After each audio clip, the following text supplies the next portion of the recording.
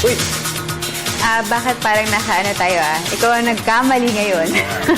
Hindi, okay lang. Black naman Hindi, kasi Kia nanalo, no? Kalain mo, mabigat na team na naman ang natalo ng Kia. It's not a joke. It's not a joke. Joke, Manny Pacquiao. Alam yung mga tinalo nila? Pure Foods. Pure Foods. Ngayon, talk and text. Mga mababigat na kupunan ito. At Tapos sabi natalo sa'yo, sa Black Water. inspiration nila si Manny Pacquiao. Ay, hindi. Without a doubt, yung pagiging inspiration, agree naman ako ron. Agree ako ron. Pagiging coach, pwede yung mag-coach. Player, okay, ready ka na? Ready. Na. Okay, mabuhay Luzon, Visayas, Mindanao, Mega Manila at World. Ngayon po ay araw ng Miyerkules, ika-25 ng Pebrero, taong 2015. Yata akong makapunta sa Las Vegas. Samahan niyo po kami sa pagtunghay sa mga pinakahuling kaganapan sa iba't ibang sporting arena sa loob at labas ng bansa. Ako po si Dennis Principe. Dito sa aming programa, tiyak na mabubusog kayo sa mga balitang pampalakasan sa iba't ibang larangan. Ako naman po, si Meg Sioson. At ito po siyempre ang inyong paboritong PTV Sports. sa ulo ng mga nagbabarang sports balita. Veteran rider Santi Barnachea, hawak pa rin ang leadership sa Ronda Pilipinas 2015. Pinoy ring sensation Manny Pacquiao, tuto pa rin ang hiling ni Hall of Fame trainer Freddie Roach na magkaroon siya ng 8-week training camp. Meralco Bulls import Josh Davis, maglalaro kontra NLEX Road Warriors sa Biyernes. FEU Lady Tamaraos at UST Growling Tigresses, pinagagawa ng 4th and final spot sa UAAP Women's Volleyball. Kung sino ang nanaig, alamin! Chicago Bulls star guard Derrick Rose, muling sasailalim sa operasyon para sa kanyang knee injury. At top-ranked Serbian star Novak Djokovic, pasok na sa second round ng Dubai Open. Yan po ay mga headlines pa lamang. Detalye mga nagumusok na sports balita. Narito na sa cycling. Tila nangangamoy ang tagumpay ni veteran rider Santi Barnachea. Ito'y dahil siya pa rin ang may hawak ng leadership sa 2015 Ronda Pilipinas matapos ang 5 stages. Makibalita tayo kay Ms. Judith Karingal ng Sports Radio 918 live via phone patch. Ms. Judes? Ms. Judith? Okay, balikan natin mamaya mga kaibigan ang report sa atin ni Judith Karingal patungkol po rito sa umiinit pa rin na labanan dyan po sa Ronda Pilipinas 2015. Sa boxing, pasok sa takdang 8-week training camp ang ensayo ni Pinoy ring sensation Manny Pacquiao. Ito ay kahit pa plano umano ni Pacquiao na umalis patungong Estados Unidos sa darating na Marso 8. Ayon kay Team Pacquiao Business Manager Eric Pineda, malabong umalis ngayong darating na linggo si Pacquiao dahil sa ilan pang mga commitments dito sa Pilipinas. Isa na dito ay ang pagtutok ng multi-division champion sa kanyang basketball gig sa PBA.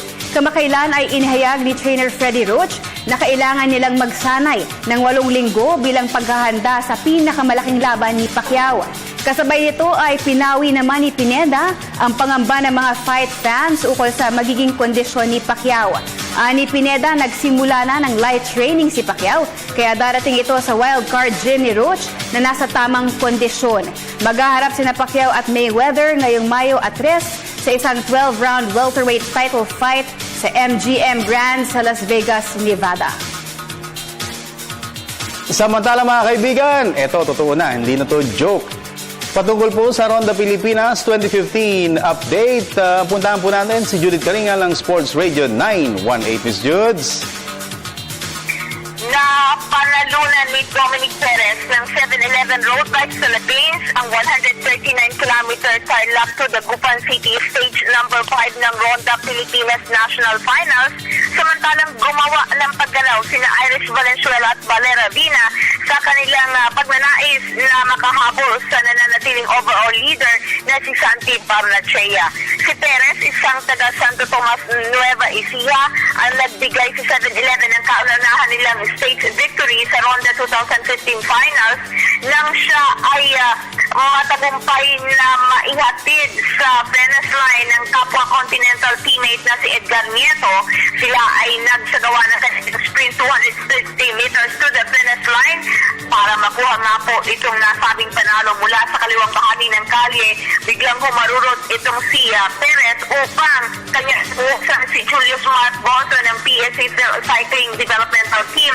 Gayon din si Boss John Renemier at ang isa pang taga-PSA Cycling rider na si Jerry Aquino Jr. at ang dalawang mga taga-Philippine Navy Standard Insurance na sina Lloyd Reynante at Joshua Carino. Ang nasabi mga riders ay naorasan ng 3 hours, 4 minutes at 42 seconds. Isang segundo lamang sa pumangalawang grupo ni na Lord Anthony Del Rosario, Ruel Quitoy na Negros at 5 segundo naman ang na mas mabilis sa 9th and 10th places na sina Alpi Catalan ng Philippine Army at Nieto. Ang mga nasabi pong riders ay kaparte ng 24-man lead group na nakalamang ng 3 minuto sa chase group na kinabibilangan ng overall leader na si Santi Barnechea. Ang ating karera ay papunta na sa isa sa pinaka-crucial stage at ito po yung 152-kilometer trek from Dagupan to Barnham Park via Nadilian sa Baguio City po yan sa araw ng bukas at si Barnechea ay nananatiling merong 7 minutes at 38 seconds na kalamangan sa kanyang pinakamalapit na karibal na si George O'Connor ng PSC Phil Cycling Developmental Team at 9 minutes and 26 seconds naman mula sa kanyang teammate na si John Paul Morales ng Philippine Navy Standard Insurance. Si Chris Hogan ay bumagsak sa pang-apat, 11 minutes and 30 seconds behind. Si Ronald Oranza ay nasa pang-5, 11 minutes and 35 seconds behind. Samantalang ang teammate ni Santi Barnechea, si Lloyd Reynante, umakyat sa pang-6, 11 minutes and 41 seconds. Samantalang ang 2013 champion na si Valenzuela ay nag-improve din to 12 minutes and 2 seconds behind na lamang. At ang Tour de Filipinas champion in 2012 na si Valera Vina ay nasa pang-siyam, 12 minutes and 49 seconds behind. Ang mga jersey donners po natin bukod kay Barnechea na red jersey donner ay si Jay Lampawag na 7-11 by Road Bike Philippines bilang the best under-19 rider. Si Morales para sa ating sprint, si John Mark Camingaw para sa ating best under-23 at nananatili na si Valera Vina para sa ating polka dot King of the Mountain jersey.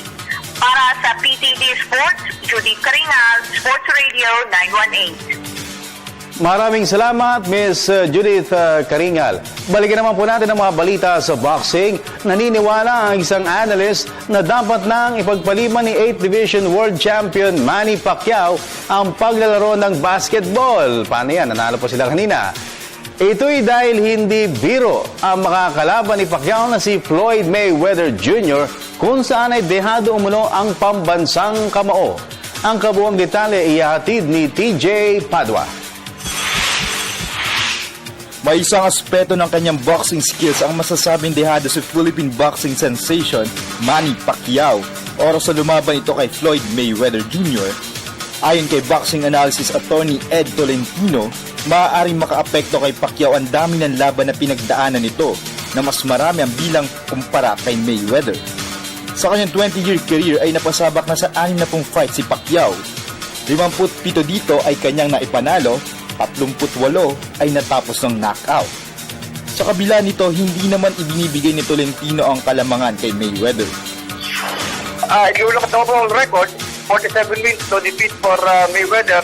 On a psychological aspect, yung mental game palagay ko, niyamado itong si Manny Pacquiao. Kasi if you will go to this fight, okay, matalo ko, so what? Marami na akong talo eh. Ikaw, mabigat ka dahil wala kang talo, you're 47-0, you're under pressure to remain unbeaten, ano? So, yun ang mabigat na pressure para kay Floyd Mayweather. Samantala, nananawagan din si Tolentino kay Pacquiao na ibuhos na muna ang lahat ng atensyon nito sa training. Ito'y dahil umano sa plano pa ni Pacquiao na ipagpatuloy ang kanyang paglalaro sa kanyang PBA team Kia Carnival bago ang kanyang takdang pag-alis sa Marso 8. Iwasan muna niya yung mga extracurricular activities, lahat ng mga aktibidades. Pag-focus muna totally dito sa boxing sapagkat this is it. Ito ang pinakamabigat na laban na kanyang kakaharapin. Matapos ang halos 6 na taong paghihintay, ay maghaharap na sa lona sina Pacquiao at Mayweather ngayong Mayo 2 sa MGM Grand sa Las Vegas, Nevada. Para sa PTV Sports, TJ Padua, Colegio de San Lorenzo. Sa PBA, walang balak ang NLEX Road Warriors Management. Napalitan ang kanilang import na si Al Thornton. Ito ay kahit pa tila may iniinda si Thornton na injury sa kanyang tuhod. Hindi naman sasanayan ng koponan na sila ay laging naghahabol sa kanilang mga laro. May report si Ms. Ria Arevalo. Para kay NLEX Road Warriors Team Manager Ronald Dulatre, hindi dapat masanay ang kanilang koponan na maghabol sa kalamangan sa laban at sa huling parte na lamang ng laro nila ibuhos ang lahat. Kagabi sa Cuneta Astrodome ay bumalik ang NLEX buhat sa isang 21-point lead upang sorpresahin ang Philippine Cup champion San Miguel tungo sa isang 100-93 victory sa ongoing PBA Commissioner's Cup. Bago ang laro kontra San Miguel, bumalik din buhat naman sa isang 29-point disadvantage ang Road Warriors sa laro kontra Tokentex noong Biyernes. Ngunit sa huli ay kinapos ang Boyet Fernandez coach team 96-98. Maganda man pakinggan na meron silang mala never say die spirit, sinabi ni Dulatre na hindi pa rin ito ang tamang attitude na dapat paganahin ng Road Warriors. Sabi ko nga, if we can play a full game, better for us rather than paging half game with our last two games. Parang we're just playing full of energy kapag yung effort namin nandun lang after halftime. So we cannot do that every game. Ukol naman sa kanilang import, tiniyak ni Dulatre na hindi na nila bibitawan si Al Thornton kahit na tila may iniinda itong injury sa tuhod. Lahat yata ng hinahanap mo sa hindi lang naman yung skill, yung talento na binibigyan ka ng 40 points. Ito, parang for me, binibigyan ka na ng 30 points per game. Yung attitude niya, parang napakaganda. Pero pa-delete yung attitude niya.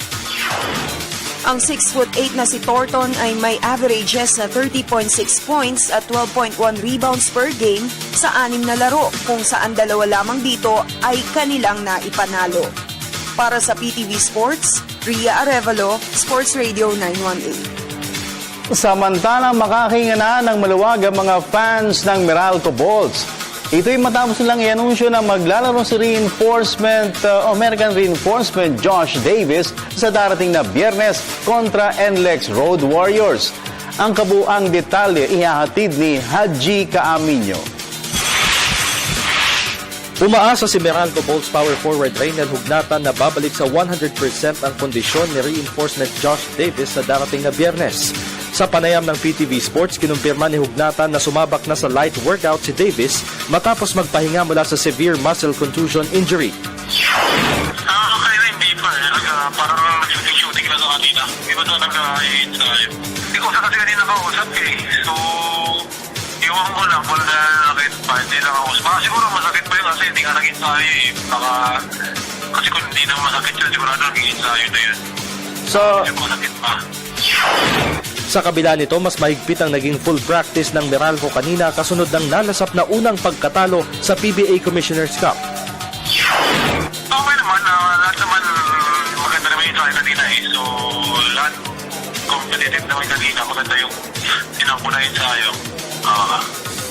Kasi nagkalawa kami sa San Miguel, so medyo mahigpit. Kailangan bumawi. Sabi nga ko, kailangan mag-bounce pa kami. Malaking bagay aniya para sa team si Davis lalo pat siya ang inaasahan pagdating sa depensa at rebounding. Samantala sa isang text message kinumpirma ni multi-titled coach Norman Black na maglalaro na para sa Meralco si Davis sa Biyernes kontra NLEX Road Warriors. Kasalukuyang nag-average si Davis ng 20 points, 17.1 rebounds at 3.1 steals sa mid-season conference. Para sa PTV Sports, Haji Caaminio, Telebisyon ng Bayan. Sa PBA pa rin, malaki ang tiwalang ibinibigay ng Tokentex Tropang Texters kay flashy point guard Jason Castro pagdating sa kanyang clutch plays. Pantunay rito ang game-winning shot ni Castro sa kanilang laban kontra NLEX Road Warriors noong Biyernes. Nagbabalik si Haji Caaminio. Handa si Tokentex Tropang Texters point guard Jason Castro na pasanin ang kanyang team sa mga oras na kailangan. Ito'y kasunod ng game-winning basket na ipinukol ni Castro sa laban kontra NLEX Road Warriors noong Biyernes. Sa panayam ng PTV Sports, inamin ng 5'11" dribbler na malaki ang tiwala ng coaching staff sa kanya pagdating sa mga clutch plays. Siguro yung trust lang ng mga coaches sa akin, especially coach yung nandun. Kaya tsaka yung mga teammate ko. Kaya siguro yung confidence ko, ganun din. Kasi kapag end of the game, talagang binibigyan ako ng play or binibigay sa akin yung bola to create format para sa akin. At the same time, para din to create for my teammates. Matinding kumpiyansa ang isa sa masasabing bentahe ni Castro sa mga sitwasyong siyang inaasahan. Yung composure mo dapat nandun, either you make it or mismo nandun dapat yung ano para at least malaking chance ang pumasok, parang gano'n. Pinuri naman ni Talking Text head coach Jong Oichico ang decision-making ng flashy point guard. Jason is Jason. You just have to make him make his decisions in the court. We know that he makes the right decisions, and he'll hopefully he'll keep playing that way. Kasalukuyang nag-average si Castro ng 19.6 points, 3.3 rebounds at 3.3 assists sa PBA Commissioner's Cup. Para sa PTV Sports, Haji Caaminio, Telebisyon ng Bayan. Sa iba pang balita, optimistiko ang pamunuan ng Philippine Pencak-Silat Association na makakapag-uwi sila ng medalya sa gaganaping Southeast Asian Games sa Hunyo. Ito'y sa kabila ng kakulangan sa bilang ng kanilang roster na kakatawan sa Singapore Showpiece. May report si Ms. Arian Malyare. Puspusan na ang paghahanda ng Philippine Pencak-Silat team para sa paparating na Southeast Asian Games sa Singapore sa Hunyo. Sa pangunguna ni veteran internationalist Clyde Joy Barria, 5 national silat fighters pa ang magwawagayway ng bandila ng bansa sa June 5 to 16 Sports Fest. Ayon kay Philippine Pencak-Silat Association President Celia Kiram, rigid training at conditioning umano ang pinagdaraanan ng mga national fighters sa ngayon. Kailangan palakasin yung katawan, palakihin yung mga muscles. Yun ang ginagawa namin ngayon. Parang kayang sumanggap ng mga sipa.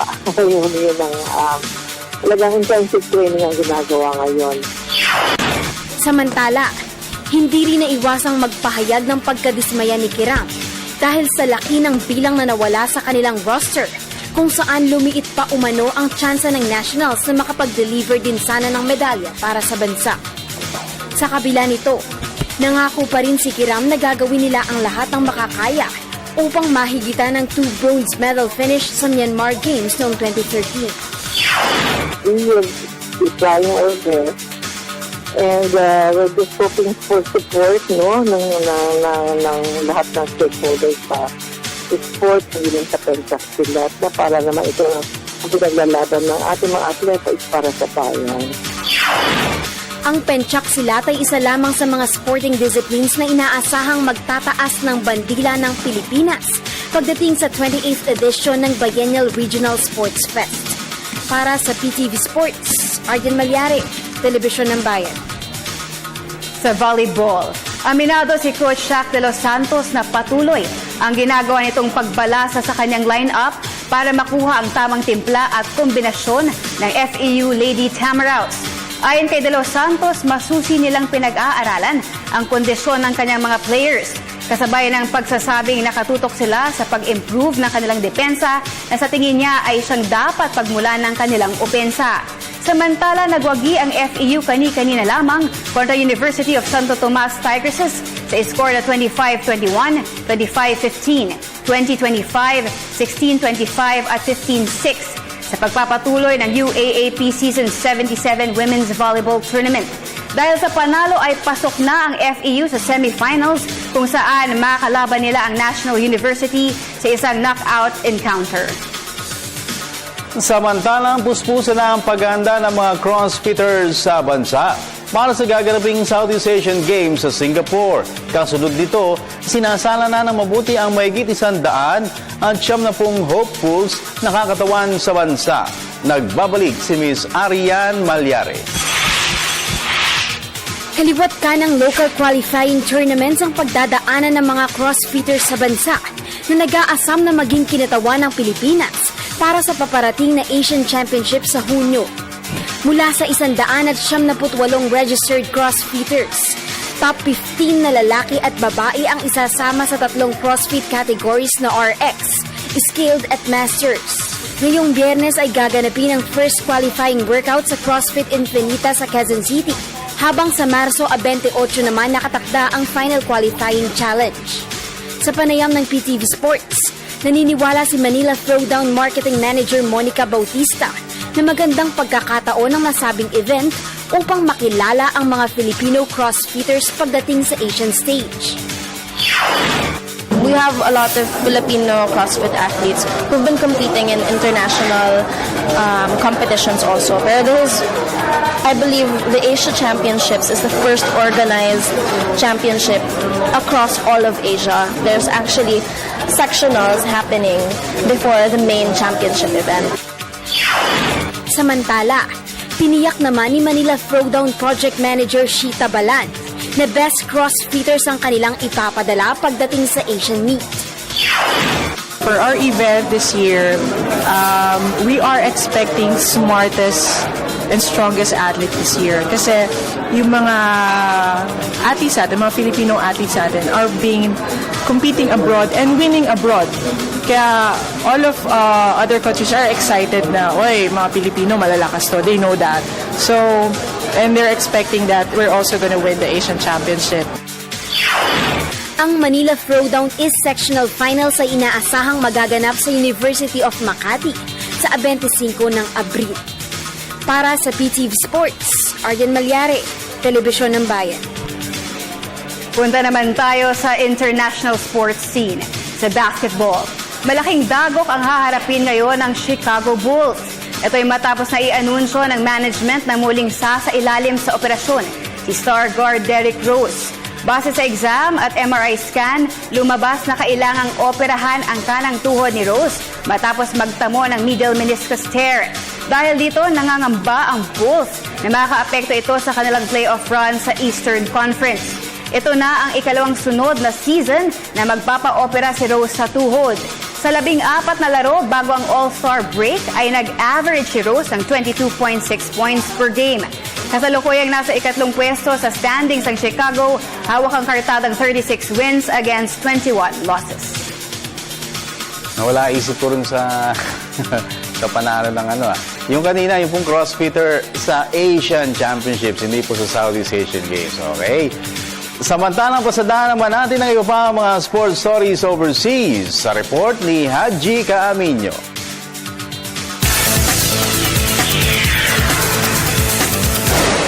Nasa sideline indefinitely si Los Angeles Lakers point guard Ronnie Price.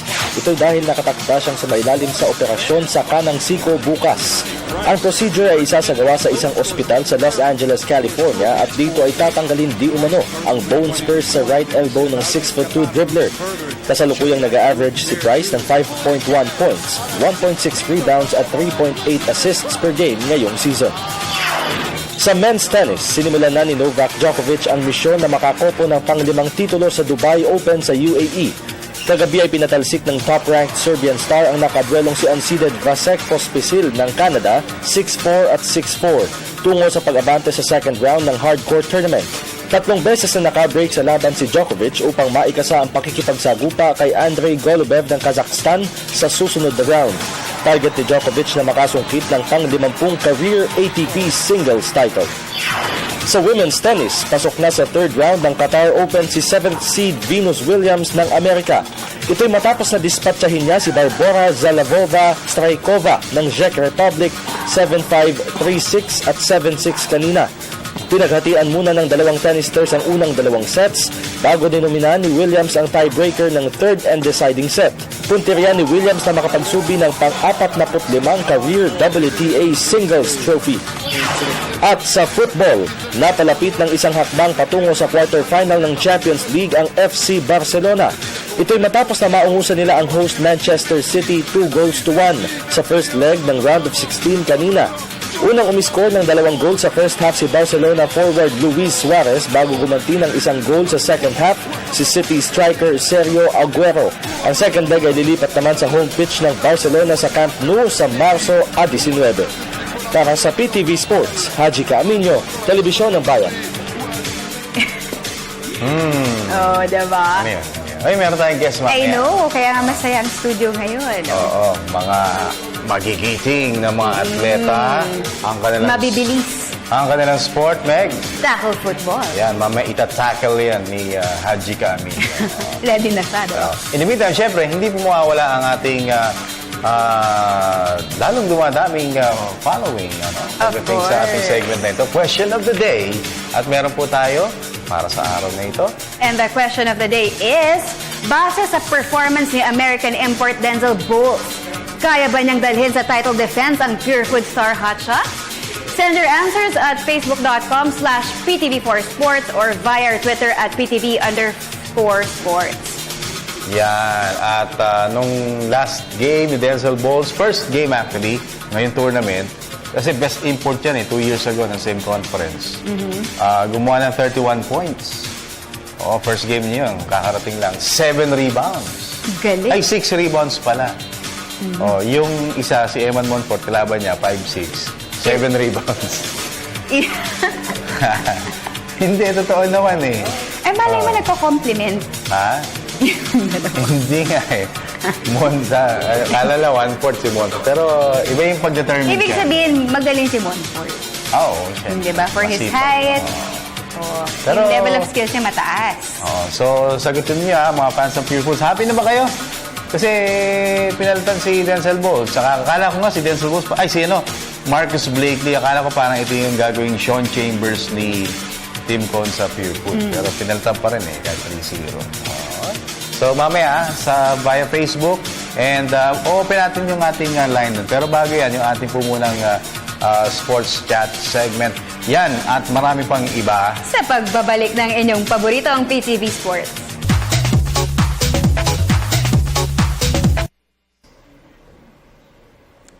At nagbabalik po ang inyong paboritong PTV Sports at narito na naman po tayo sa ating segment na Sports Chat kung saan ay makakasama natin ang isa sa mga talagang mahusay pagdating sa larangan na tinatawag na tackle football. Sa mga nakikurious po, yung tackle football ay parang American football rin. At sila ay mga miyembro ng tinatawag natin na Philippine Aguilas. Yan, kasama natin yung mga members ng Philippine Aguilas nandito sa aking tabi. Ngayong gabing ito, walang iba kundi si Mr. Nico C.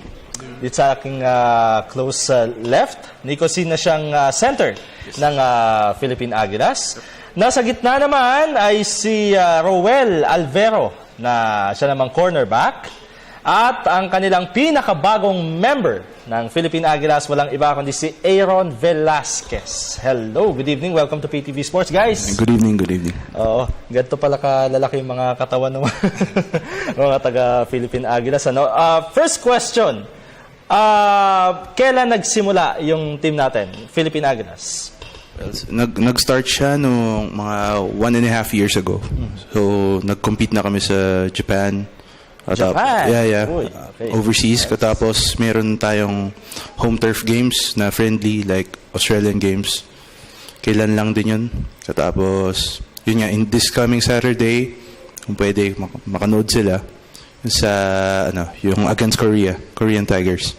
Korean Tigers na talagang isa sa mga magagaling din na teams pagdating sa larangan ng tackle. Yes. 6 years na ata yung program sa kanila. 6 years ang program. Okay, for the benefit of our televiewers, Roel, this can be compared to American football, di ba? Tama yung sport na ito. Ano pa yung kailangang malaman ng ating mga viewers tungkol sa sport na ito at sa ginagawa ng ating team? Hindi naman talaga nakakatakot yung football eh. Kumbaga parang din siya, parang basketball lang din. Kumbaga puso lang din eh. Kasi pagka nandoon ka sa game, hindi mo na iniisip kung gaano kalaki yung kalaban mo or kung gaano kakaliit. Ibibigay mo lang yung best mo pagka nandoon ka na sa field eh. Yun. As sa experience naman, yung nangyari sa mga past game namin, although hindi ganun kaganda yung pero nagpakita kami ng puso. Puso pa rin. Kasi Pinoy. Puso pa rin. Talagang baon-baon natin yung puso. Yes, sir. Sa paglalaro natin. Okay, si Aaron naman ay napaka din kasi bago siya, ni-recruit siya. So, Aaron, you've been playing for the US, diba? For the United States. You've been there for how many years? I've been there for 8 years. For 8 years. Yes. And then how were you discovered by the Philippine Aguilas? The Aguilas found me during the season, actually, because they recruit their players from the best during the local teams. Okay. So sa mga hindi po kasi nakakaalam mga kaibigan, yung meron po kasi tayong local league dito sa Pilipinas ng tackle football. At itong mga nasa tabi ko ngayon ay nanggagaling pa sa iba't iba pang mga local teams. No? Sa iba't ibang local teams. Tapos dito sa national team natin, nagsama-sama sila para sa isang koponan. Ngayon, let's talk about yung experience naman ng Philippine Aguilas. Kasi last year, you competed in Japan, di ba? Kayong dalawa. Yes, kami ni Weiwei. Okay, yung experience nun, kumusta? Kasi alam natin yung Japan, number 3 sa world, di ba? Yeah, actually, medyo eye-opening experience siya eh. Kasi yung alam natin na, parang alam na namin yung ginagawa namin dito. Hindi pa pala yun. So, may other level pa. One of the things is yung talagang nag-count yung experience talaga doon. Regardless na, syempre, pumunta tayo ron para gusto natin manalo. Talagang yung experience yung binabayaran. Yung number 3 seed sa mundo, na pinakamagaling sa tackle football, is number 1 in Asia. So, I mean, it's an experience. And ikaw, Roel, ano yung pinaka natutuhan mo from that game against Japan, syempre? Siyempre yung patience kasi ako defense ako eh. Kailangan i-read mo yung kung paano mag-work yung offense ng kalaban. So, hindi ka dapat masyadong aggressive kasi once na you miss the tackle kasi sa back, defensive back ako. Once na nag-miss yung tackle ko, edi ibig sabihin, yung safety na yung pinaka-last resort namin. So, mawawala na kami ng backup. So, kailangan may communication kami sa buong defense sa ginagawa namin. Okay. Aaron, for the televiewers, do we really need to bulk up for this particular kind of sport? I believe if you want to be good, bulking up is needed because it's a physical sport. You're going to take hits and you need some muscle to cushion them. Yun. So talagang extra rice, no? hindi lang extra rice, pero kailangan din ng gym talaga. Kailangan ng muscle workout talaga para sa sport, no? Yes. Actually, yun nga, sabi nga ni Aaron, talagang hindi lang naman siya para maging one with the guys ka na malaki lang ang tawa mo. Caution talaga siya. Protection mo rin siya, by the way.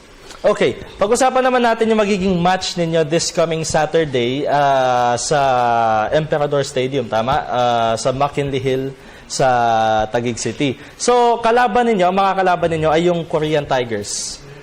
Kayo ba, paano nyo pinaghahandaan yung team na ito knowing na matinding kalaban na rin yung mga Koreans, di ba? Pagdating sa tackle football.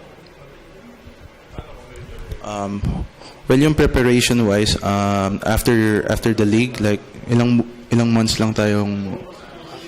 After ng season ng ABP, nag-start na kagad yung selection, then na kagad ng mga players, nag-require na ng mga players. So, almost 2 months or 5 weeks lang yung preparation kasi. Pero, ang maganda naman kasi is fresh kami from the league.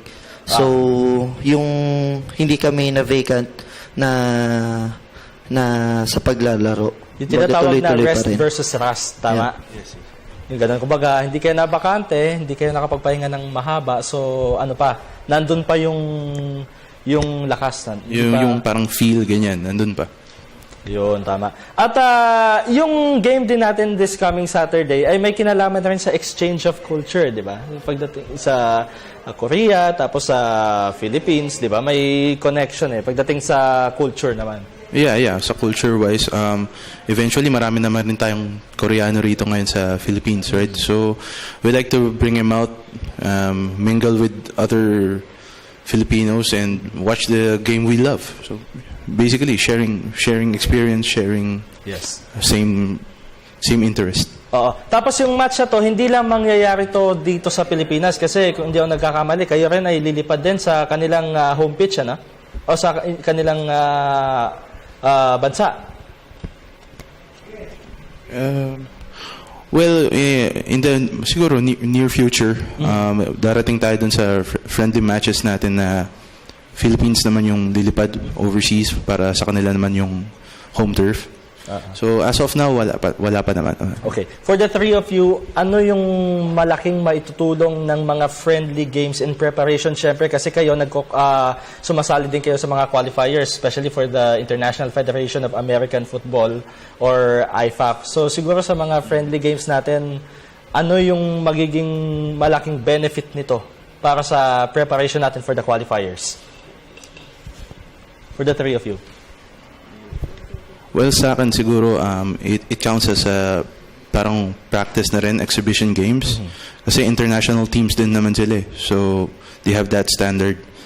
Tapos, we're preparing for parang World Cup of American Football under IFAF, International Federation of American Football. So, yun yung tingin ko na parang preparation talaga siya for that. Kasi kailangan may goals ka rin naman for besides friendly games, right? And for you, Rowan? Yung ano lang, albawa, sa experience natin, syempre nag-Japan din tayo, yung mga friendly game natin. Yung pinaka natutuwa mo na siguro na babaunin mo hanggang sa mga susunod na matches ninyo. Especially ngayong Sabado, bago na naman, Korean Tigers naman, yung mga kalaban niya. Yun sa nangyari sa Japan, kasi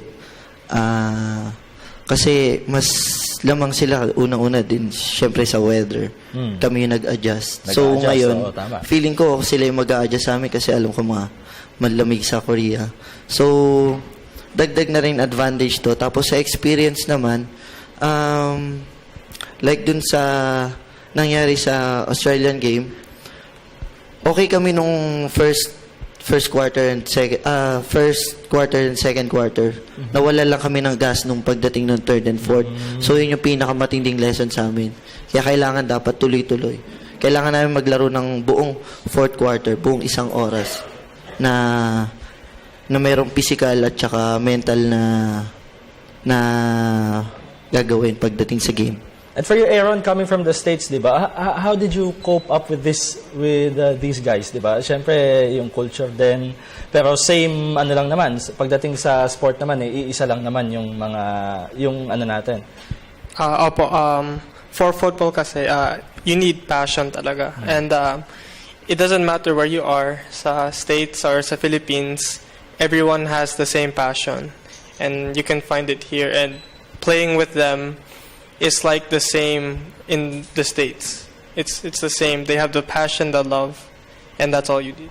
Okay. Siguro last question na lamang bago natin ulit i-promote yung game natin for this coming Saturday. Yung local league natin dito sa Pilipinas, nagsisimula siya ng September hanggang February. Doon ba nangyayari yung pag-recruit ng members ng Philippine Aguilas, ng ating national team? Well, at first, meron draft before those months dun sa ABP, yung Arena Ball Philippines, that's the local league. Now, from there, dun sila kumukuha ng mga recruits for other teams, local teams by the way. Na kasi yung mga potential yung mga potential for each team though sa local leagues. Ngayon, through the games, dun sila mag-handpick ng mga potential players for international, which is the Team Aguilas. Tapos doon natin i-hone yung skills nila. Yes, doon pa mas i-develop yung skills. Na pang national. Yes. Okay, sige guys, bago tayo mag-break, invite nyo na sila sa magiging game ninyo against Korean Tigers this coming Saturday. Manood po kayo sa February 28 sa Emperador Stadium. Kalaban po namin is yung Korean Tigers. 1 p.m. yung start.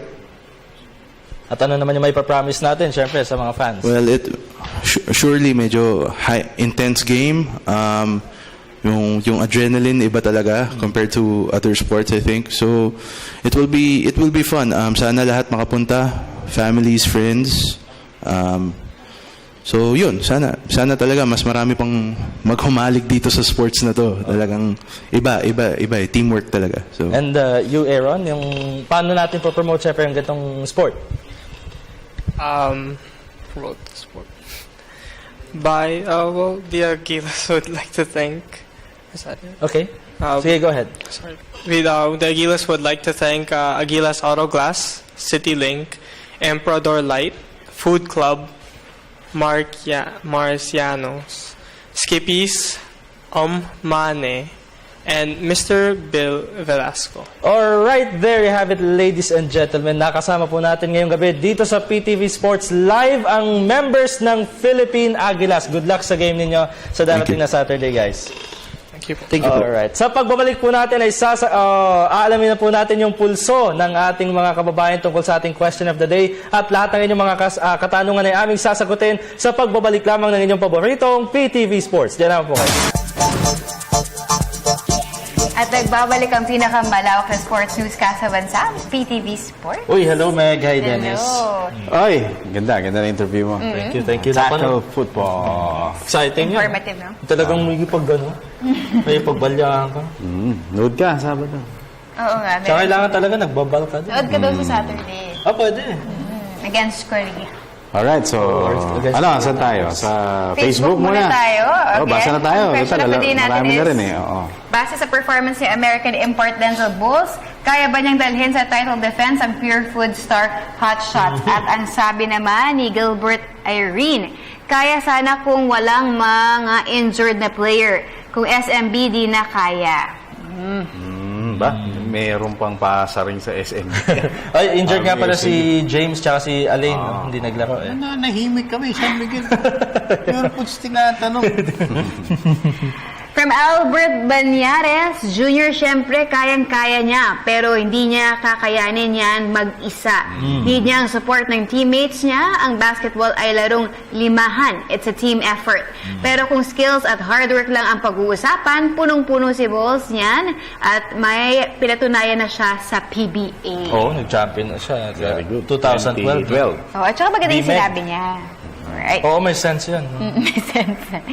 From Brian J. Nicolas, sa palagay ko, kayang dalhin ni Bulls sa title defense ang Pure Foods dahil kabisado niya ang sistema ni Coach Tim Cone. Pero nung after the game, interview namin, sabi niya na in a way, nangangapa pa rin siya. O siguro dahil ilang years din, ha? Since 2012. May color ba tayo? Tingnan natin kung meron tayong color. Uy, saan yun? Yung cursor. Okay. So, meron na tayo. Very good. Hello, magandang gabi, PTV Sports. Sino po sila?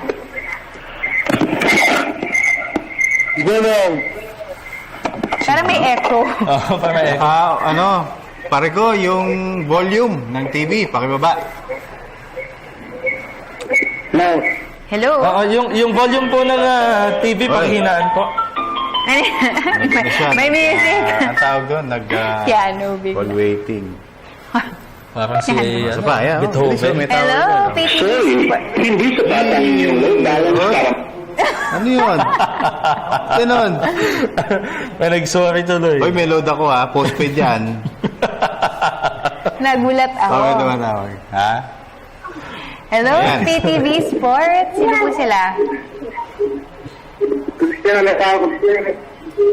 Alfaro po. Christian Alfaro, tama ba?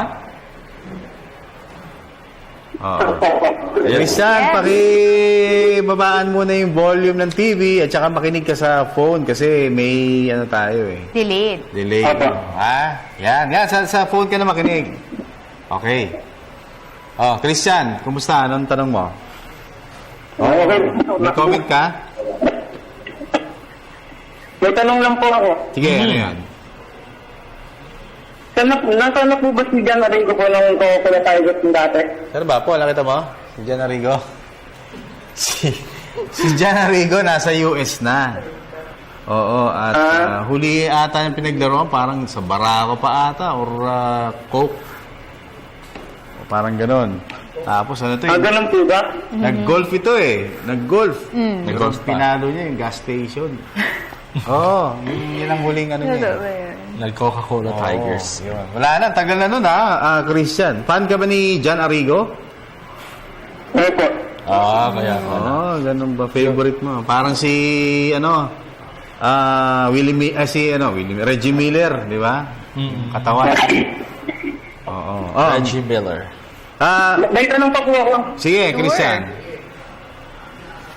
May pag-asa po bang maging MVP ngayong season si LeBron James? Sino si? LeBron James po. LeBron James? Kung may chance Sige, Haji. maging Tama ba si LeBron James? LeBron James. Pwede kasi nasa top 5 siya ngayon sa MVP ladder na tinatawag. Yung mga makakalaban lang ni LBJ sa award na yan, individual award na yan, sila Steph Curry, syempre, di ba? Si James Harden, si Russell Westbrook, si Kevin Durant, medyo alanganin kasi Harden ako. injury plague siya. talaga against LeBron. Bagay kasi Harden, dinala niya yung Houston Rockets sa top 5 ng standings. Yung OKC Thunder kasi ay nasa pang-8. Pero yung Cleveland Cavaliers, dinadala din ni LeBron Unti-unti, James. umaangat. Unti-unti, di ba? So may pag-asa, malaki yung chance ni LBJ kasi nag-MVP na siya, di ba? Magdedepende na lang yan sa season na ito kung ano yung magiging outcome nung season para sa Cleveland Cavaliers. Yun, okay, Christian. Pwede po bang bumate? Siyempre. Sure, pwede. Binabati po ako sa mga pagkakataon. Sino si? Wala akong pinag-ibig po. Sino si? Isa pa, Christian. Medyo choppy-choppy ka. Isa pa. Nawawala ng signal. Christian, nawala na. Alright. Wala si Christian. FB tayo, FB. Pero thank you very much, Christian, sa Yes. ano mo, ha? Alright, ayan. Sabi naman ni Mark J. Paran, depende daw sa referee kung tutulong. Parang grabe naman. Ang harsh naman. Hindi naman. Sige pa. From Ina Bettina Gabayno, sabi niya sana po sa unang sabak pa lang niya ngayong cup ay may panalo na niya ang Pure Foods. Hindi Gaya po ni AZ Reed, wala nang paint. Hello po, Kuya Haji. Talo Pure Foods. Baka Sabi niya, first game nanalo. Hindi, ang ibig niya sabihin, maipanalo daw yung first game ni Bowles para sa tuloy-tuloy Foods. na. Oo, tapos tuloy-tuloy. Okay. Oy, hello daw, sabi niya. Oy, hello, Ina. By the way, end of first half ng ating labanang Ginebra at Blackwater. Oy! Ito ang Gin Kings 49-45. Ano Iyon. nangyayari sa mundo? Kanina, Kia. May magaganap pang... Talk and Text, San Miguel, Pure Foods. Lalaking team Ano no? nangyayari? Pero hindi pa uli ang laban. Si RDO pa naman yung huli tumira. Second half pa. First half pa lang. Meron pang second half. Sige. Alright, from Paul Anthony Hernandez, kayang-kaya yan. Ayun. Puso. Sige, isa pa. Last na. Alright, from Mark Balais, hindi kaya ni Denver Bulls ng mag-isa. Need niya suporta ng mga local. Siyempre naman. Sige. Of course, it's a team effort nga ba? Total team effort talaga yun. Sabi nga nung nakausap kong expert na, hindi daw yung basketball, kailangan ng team effort talaga. Hindi kakayanin ng isa lang. Oo, kaya nga sabi niya, di ba, 5. When you play Yung isa nag-comment sa atin. Yes. Ayun, Okay, so okay. nabutan na tayo ng time. Bye-bye. Binabati ko po si Mr. Francis Bendigo dyan sa Davao, ang Nakar family, yung sa mga Nav restaurant, Dana, Agnes, Adele, Ives, and Daffy. Hi. Siyempre, maraming salamat sa View Blend, sa Pampered Twitch Premium Organic Shampoo, Cosmo Culture, Mr. Amis Tumang ng Amazing Playground, J. Lucera for Hookup Watches, Mr. Defriend ng California Bow, Silux Medical Center, Waves of Dermesthetics, Frank and Marcel Graphics, My Jewelry Box, and of course, Print Couture. Ako naman, pasalamatan ko lang si A.M. Hamisola Francisco. Ayan, kompleto pa yung pangalan mo. Maraming salamat sa panonood. At thank you very much ulit sa Philippine Aguilas na nakausap natin kanina. Kay parang Cliff Hodge. Hi, bro. Close ka. Yun, close na. Nanonood yan si Cliff Hodge natin. Thank you very much. And of course, thank you sa mga Tagaliano sa Caloocan City, Pantua family, kay Lance, kay Ate Esther, at sa De Los Santos family sa Marikina City. Maraming salamat kay Mama sa outfit ko ngayon. Si Papa, hello po. At kay Miss Aisa. Bait yan si Cliff. Tsaka si Chris Ellis, una kong mga naging guest yan ng NLEX pa sila. Okay, ako naman, syempre. Mababait na mga tao. Mabait. My wife, Pini, love you. Prince Zian, Prince Zoe, Mami Base, kay Mami G at Daddy Dan at sa ating mga supporters. Siyempre, Mr. Ronald Latre ng NLEX, Giselle de Guzman ng Globe, kasama na rin dyan si Mike Policarpio at si Kat Trevino and Mr. Decimala ng Phoenix. Okay, so hanggang dito lang po muna tayo. Sports Radio. Kalas na tayo. Until tomorrow, ako po si Dennis Principe. Megs Yozon. And Haji Caaminio. Ito po ang inyong pinakapaboritong PTV Sports. Valenzuela,